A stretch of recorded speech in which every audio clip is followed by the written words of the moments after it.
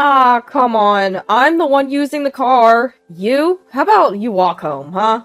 Starting the new year being bossed around, and now being told to walk home alone.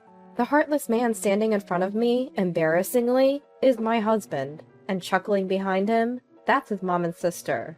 You know the saying, like father, like son? Fits them perfectly. My name is Eleanor, and I'm 40 years old. I work part-time in an office. I live with my husband and daughter Claire, who's in 8th grade. Raising a child goes by in a flash. It feels like just yesterday Claire was a little girl. She's going through a rebellious phase now, but she's a sweet girl who helps around the house when I'm not well. I met my husband Daniel at work. It was a typical office romance. Daniel's not exactly a whiz at his job, but he's calming to be around. Wrapped in his big arms, winters used to feel cozy, but over the years, he's become just plain stifling. The reason being, oh, for heaven's sake, how long have you been doing housework for us? She hit me with the spatula she was holding. Hey, it makes me feel like I'm not joking around. I clenched my teeth and held back. Because the one attacking me is Daniel's mom, my mother-in-law. We've been at odds since we got married. In her traditional family, family gatherings happen frequently for holidays and ceremonies. Each time, mother-in-law would scold me. You're the wife of the eldest son. Act like it. My problem isn't just my outdated mother-in-law. Hey, Eleanor. There's also my sister-in-law, who snacks on the fried chicken I prepared for everyone. Are you kidding me? I had a kilo of chicken. Is she a monster or what? I think it, but don't say it. My phone chirps with a notification. I glanced at it and couldn't stop laughing. What are you laughing at? Gross. Mom! Whenever I do something she doesn't like, she calls over my mother-in-law, and I get scolded. That's how it's been at my in-laws' place. When I talk to friends, they say divorce is the only option. Of course, I've thought about it too. But Daniel, as unreliable as he is Claire's only father. I just have to endure a few family gatherings a year. Besides, it's not like I don't have any allies at these family events. My phone never stops buzzing during family events. Hey, your phone keeps making noise. While stuffing his face, Daniel said this. By the way, he's on his 3rd serving of rice. Oh, maybe it's notifications from Claire's class moms on social media. Huh? Mom friends, huh? That must be tough. That was a lie. There is a mom's group, but this is something else. After finishing my chores, I sat down on the sofa to read the accumulating messages. Hey everyone, thanks for making it through another day. God, it was so cold today, wasn't it? Tell me about it. Our place must be the only one that's cold both in summer and winter. Speaking of which, Eleanor was such a pain to deal with today again, huh? Reading through the group chat, I couldn't help but chuckle to myself. This chat group includes me and Daniel's cousins' wives. While my issues with my mother-in-law might be on the higher end, it turns out the other wives have their share of grievances too. We instantly clicked and became close. Initially, we vented over the phone, but ever since we all got smartphones and joined social media, we've taken to griping here. By the way, while chatting with my sister-in-law, I received a notification. Eleanor, heads up! Your sister-in-law's zipper is down, lol. I couldn't contain my laughter. And yes, sister-in-law's zipper was wide open. I might have not been able to endure this on my own, but with these allies, it's probably one reason I haven't divorced yet. When I'm getting passive-aggressive comments from my mother-in-law and sister-in-law, Daniel just turns a blind eye. I once came home and tearfully said, "Why didn't you stand up for me? I've been dealing with their snide comments all day." Daniel responded, "You're overreacting. It's not a big deal, really. Be stronger. What's for dinner?" He said it with such a dismissive look. The thought of divorce flashed through my mind, but our young daughter Claire adores Daniel. "Daddy's belly is so soft and comfy," she'd say. I used to be like that too. I used to feel the same way about Daniel's big belly. I loved how he ate with such joy. But now it just annoys me. I asked many times, "Why don't you lose weight?" He always says, "Claire likes my belly, and besides, obesity runs in my family." That's a lie. I've seen his relatives. Only Daniel, his mom, and sister are obese. They're not just overweight, they're enormous, making rooms instantly feel smaller. Because of their massive size, the house is always freezing. In summer, the air conditioner is set to a chilly 64.4 degrees Fahrenheit, feeling like we're in a freezer.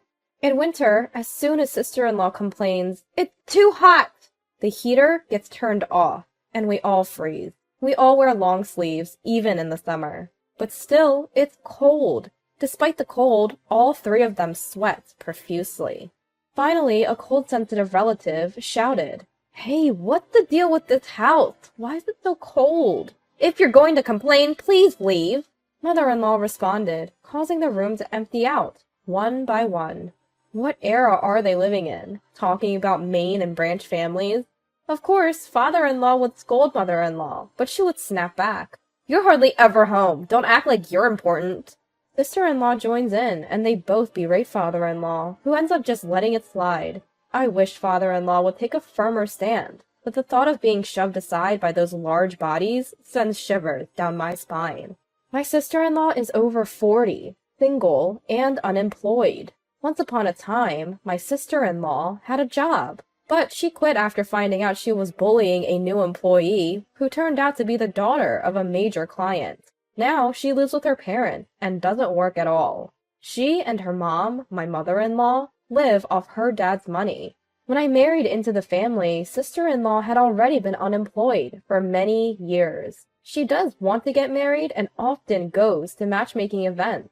But as far as I know, she's never had a boyfriend.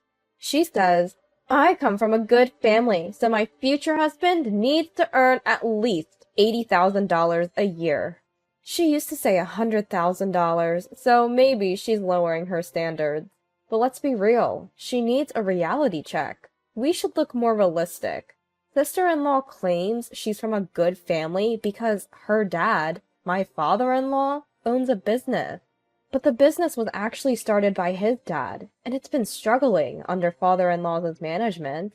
It seems that grandfather-in-law had a knack for business, but that talent didn't pass down to father-in-law. Ever since father-in-law took over, the company's performance has been on a steady decline. I know all this because I work at the same company. That's where I met Daniel, my husband, who also works there in a decent position. Many of Daniel's cousins work there too.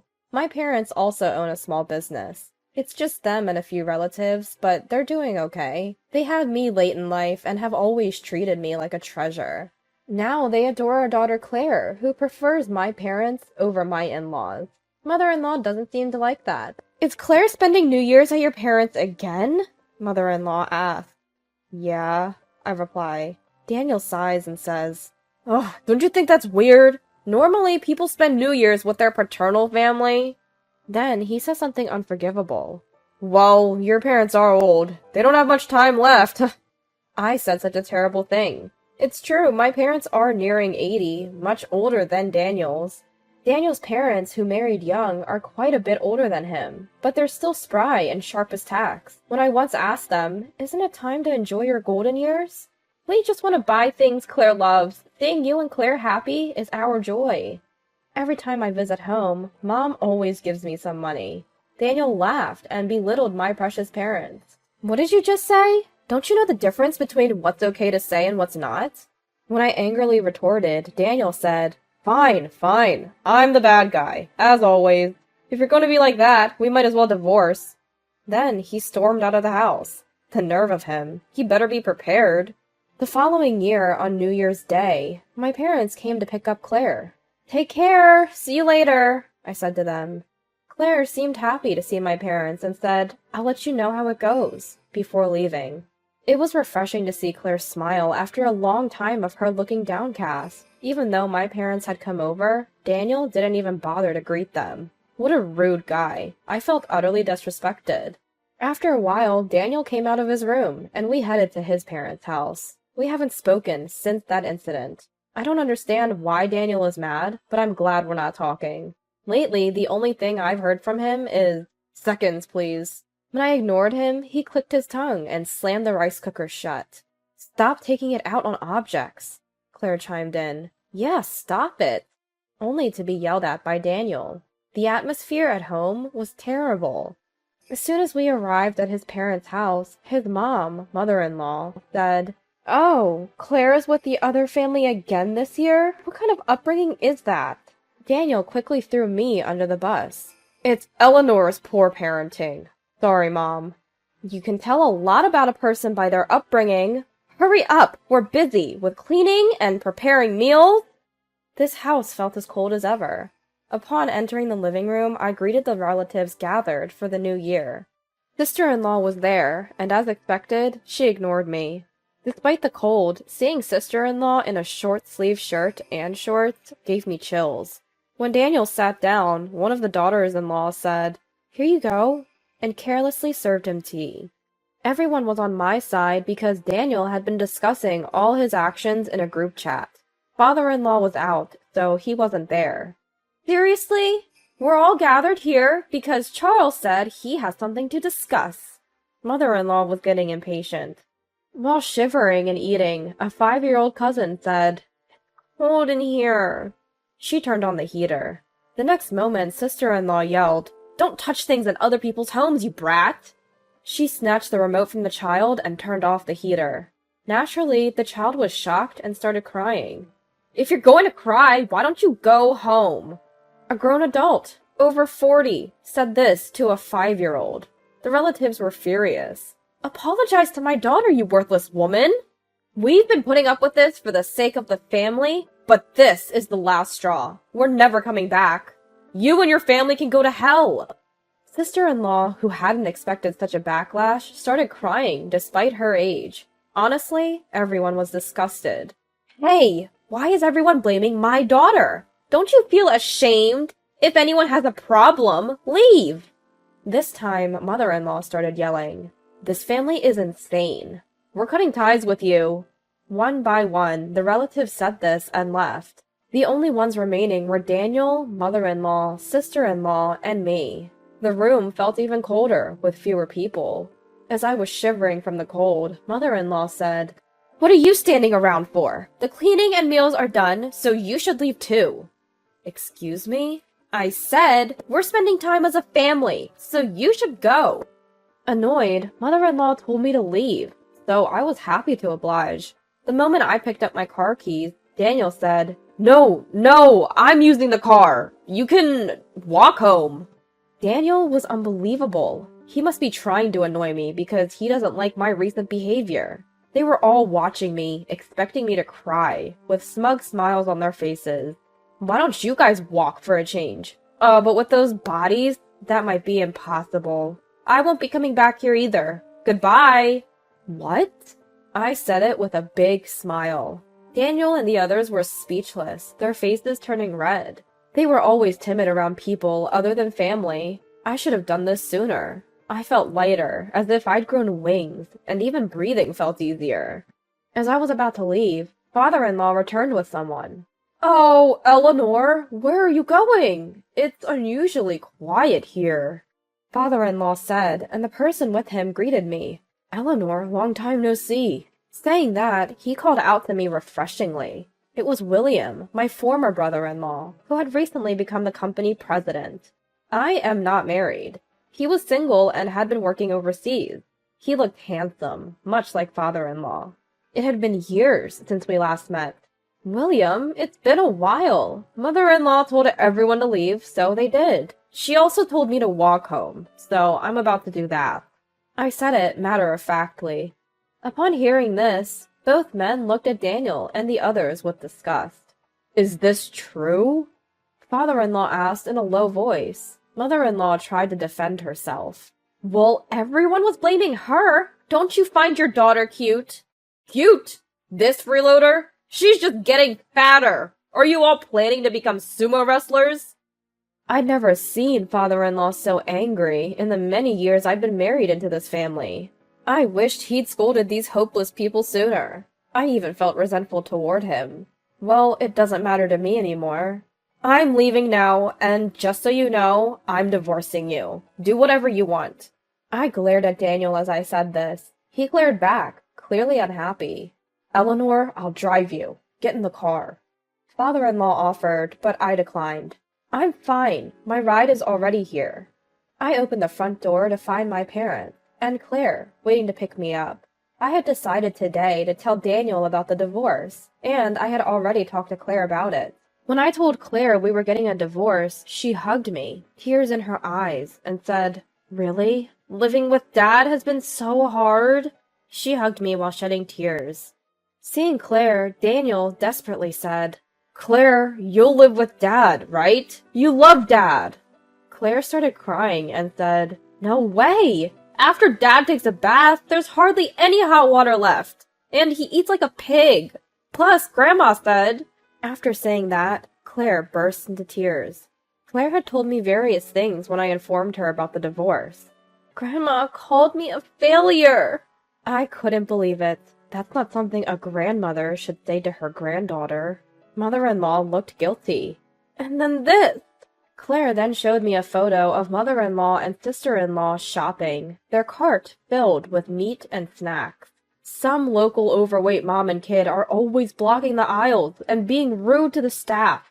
So annoying! Those words were posted on social media by someone with no consideration. Claire's school caught wind of it. Thankfully, no one knew it was about her grandma and aunts, but the fear of being found out made every day stressful for her. Seeing Claire cry, Daniel finally seemed to grasp the gravity of the situation and fell silent. It was too late for realizations now. "We're handing over the family business and moving to the countryside. We've always loved gardening, and we're looking forward to enjoying our retirement. Eleanor and Claire are coming with us, so it should be a happy time for all of us." When Dad shared this with the in-laws, "Moving?" Daniel's eyes widened in surprise. Of course he was surprised. No one had told him anything. When we told our parents we were divorcing, Dad shared this plan with us. They had been thinking of moving back to the countryside where Mom grew up. They had already found a new home, and once they confirmed we were heading to the in-laws, they started moving our stuff. "I'm truly sorry." My father-in-law apologized. "Considering how Eleanor and Claire feel, we have no intention of forgiving you. Excuse us," Dad said, his eyes cold, and led us to the car. Later, I contacted my father-in-law to resign from my job. I had already discussed the divorce with a close colleague, so the transition was smooth. My father-in-law kept apologizing over the phone, but I cut him off, saying, "It's fine." I left the social media group with the other daughters-in-law as is. When I announced the finalized divorce, they all congratulated me and thanked me for my hard work over the years.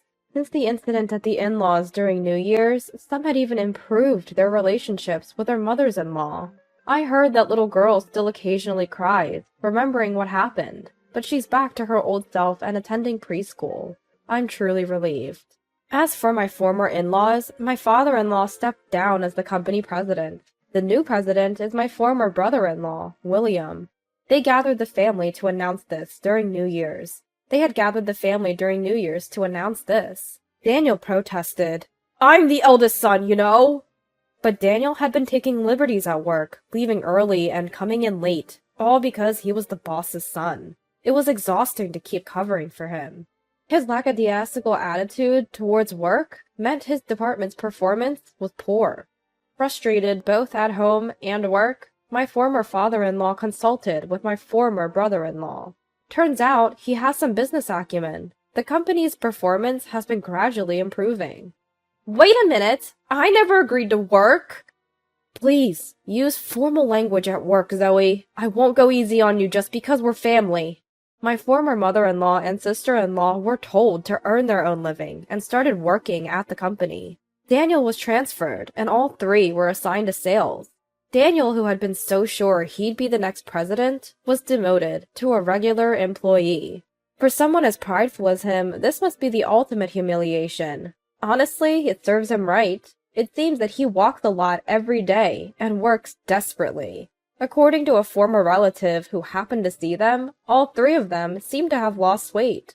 Seems like it's been a good diet for them, much better than staying cooped up at home. My former mother-in-law and sister-in-law, who used to be so close, are now constantly fighting, probably due to stress from work. I'll never forgive my former in-laws, but they've caused trouble for so many people. They should spend the rest of their lives making amends. As for us, we've moved to the countryside and are living peacefully. Claire, who was initially anxious about going to school, now says, "Mom, can I bring a friend home next time?" With a smile.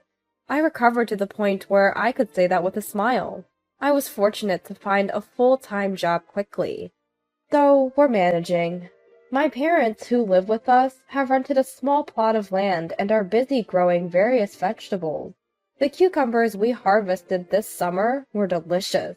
I failed as a mother for not noticing Claire's pain. I intend to keep the lines of communication open with my family, holding the feeling of making amends to Claire in my heart. I plan to say what needs to be said, and even have plenty of arguments. As a mother, I'm committed to cherishing my family from now on.